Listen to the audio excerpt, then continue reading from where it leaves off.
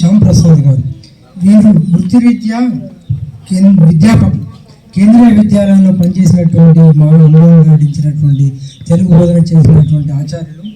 వారు సాహితీవేత్త, పాలకుర్తి వాసి, మరి చాలా రచనలు చేశారు.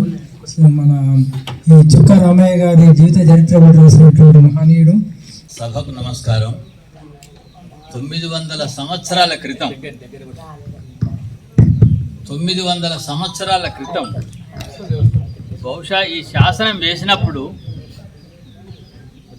ఆనాటి వైభవాన్ని మనం ఒకసారి ఊహించుకున్నట్టయితే చాలా ఆశ్చర్యం కలుగుతుంది.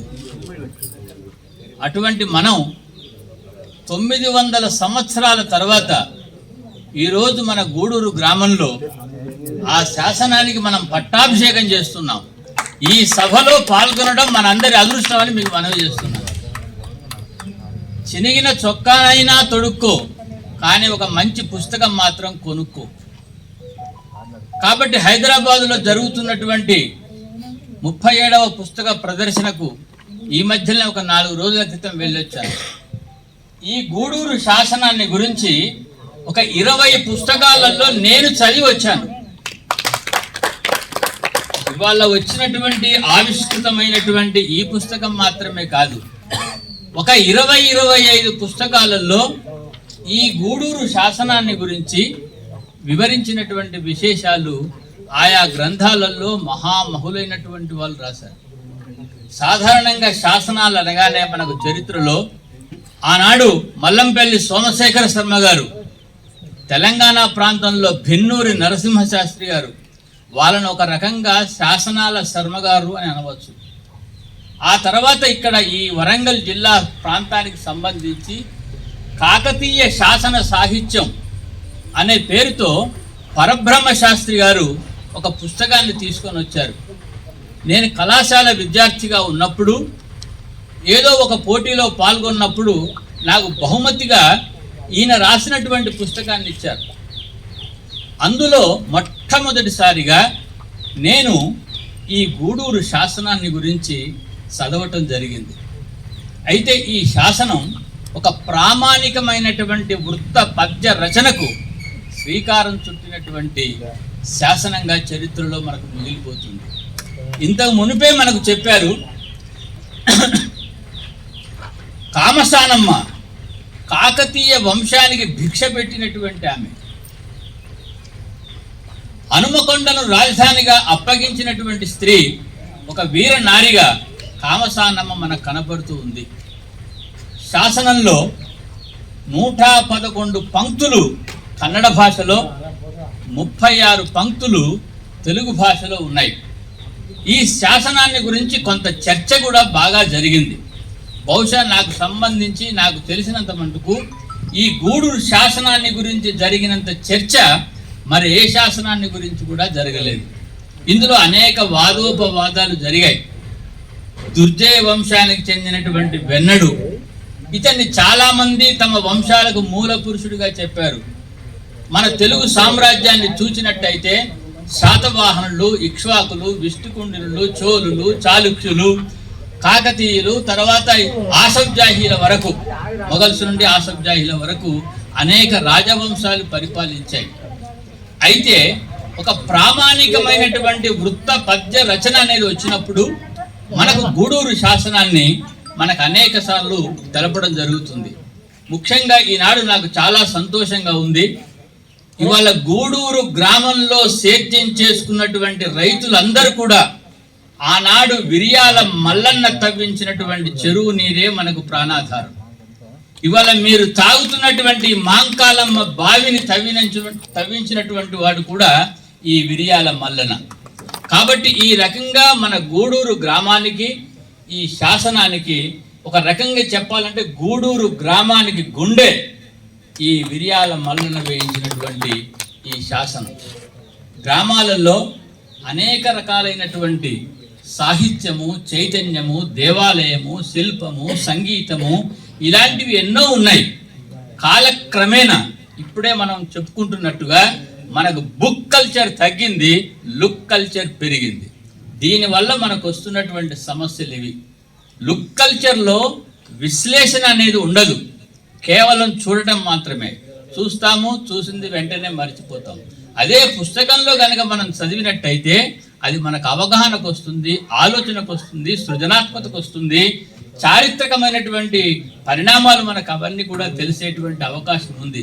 కాబట్టి గూడూరు శాసనాన్ని గురించి 900 సంవత్సరాల తర్వాత మన గూడూరు గ్రామంలో ఆ శాసనం యొక్క సమక్షంలో ఈ పుస్తకాన్ని ఆవిష్కరించుకోవడం ఒక చారిత్రాత్మకమైనటువంటి సందర్భంగా నేను మనవి చేస్తున్నాను.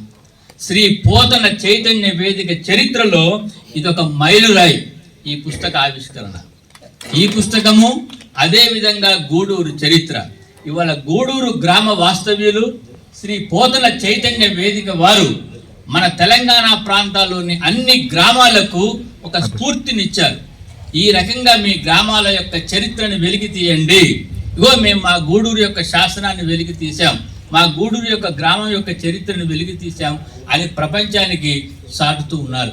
ముఖ్యంగా నాకు ఈ గూడూరు గ్రామంతో ఒక అవినాభావ సంబంధం ఉంది.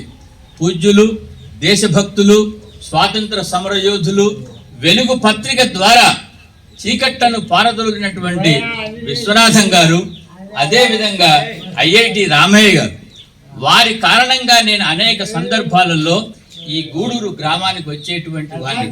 ఒకసారి ఈ ప్రాంతం యొక్క వైభవాన్ని చూసినప్పుడు, ఒకప్పుడు ఇక్కడ ఏ విద్యావేత్తలు వచ్చినా, ఏ మేధావులు వచ్చినా, ఏ పరిశోధకులు వచ్చినా మనకు విశ్వనాథం గారే ఆనాడు ఇక్కడ మనకు వసతి సదుపాయాలు కల్పించేవారు.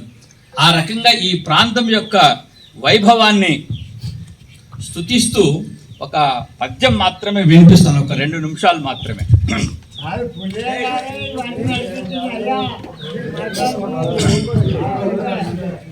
రామనీయకమైన రామాయణంబుతో, రామనీయకమైన రామాయణంబుతో వాల్మీకి వల్మిడి వాసిగాంచే శాసన సాహిత్య సర్వస్వమనదగు, శాసన సాహిత్య సర్వస్వమనదగు గూడూరు గ్రామంబు గుర్తు ఇదియే. ద్విపద కావ్యాల దివిటీలు వెలిగించి, ద్విపద కావ్యాల దివిటీలు వెలిగించి పాల్కురికి సోమన్న ప్రభలు నింపే. భాగవతము రాసి బమ్మెరపోతన్న, భాగవతము రాసి బమ్మెరపోతన్న భక్తి మార్గంబుకే బాటపరచే. మధుర కవితతోడ మామిండ్ల సాయిలు, మధుర కవితతోడ మామిండ్ల సాయిలు జాగ్రత్త పరచను జానపదమే. తెలుగు వెలుగు పంచ తెలంగాణ మందున, తెలుగు వెలుగు పంచ తెలంగాణ మందున భాష సంస్కృతుల భాగ్యసీమ, భాష సంస్కృతుల భాగ్యసీమ. శైవ వైష్ణవాల శేముషీ విలభంబు, శైవ వైష్ణవాల శేముషీ విభవంబు పాలకుర్తి ప్రాంత ప్రభవంబు. కాబట్టి ఈ ప్రాంతంలో, ఈ మట్టిలో, ఈ నేలలో ఎంతో గొప్ప చరిత్ర, సాహిత్యము ఇవన్నీ కూడా ఉన్నాయి. ముఖ్యంగా పోతన చైతన్య వేదిక వాళ్ళు వీళ్ళ కార్య ప్రణాళిక చూస్తే నాకు చాలా అబ్బురంగా అనిపిస్తుంది. ఏ రసమై సంస్థ కానీ, ఏ కిన్నెర సంస్థ కానీ గొప్ప గొప్ప సాహిత్య సంస్కృతులు నాకు పరిచయమే, కానీ మీ యొక్క ప్రణాళిక చూస్తే చేసినటువంటి ప్రతి పనిని రికార్డ్ చేశారు. ఇది మిగతా సాహిత్య సాంస్కృతిక సంస్థలకు కూడా ఇది ఒక ఆదర్శమైనటువంటి మార్గంగా నేను భావిస్తూ, నాకు ఈనాడు ఇంత మహత్తరమైనటువంటి ఈ గూడూరు గ్రామంలో 900 ఏళ్ల పండగ జరుగుతున్నటువంటి సందర్భంలో పాల్గొనేటువంటి అవకాశం కల్పించినటువంటి శ్రీ పోతన చైతన్య వేదిక వారికి నేను నా ధన్యవాదాలు, ప్రణామాలు తెలియజేస్తూ సెలవు.